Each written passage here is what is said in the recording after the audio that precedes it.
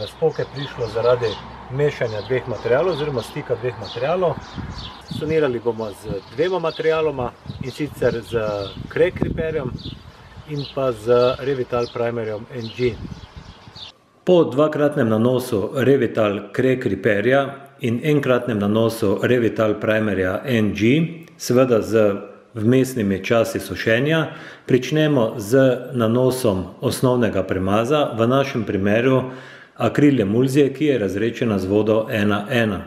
Po 4 do 6 urah prebarvamo celotno fasadno površino z eno izmed mikroarmiranih fasadnih barv, Revital Color, Silikat Color, Silikon Color, Nano Color.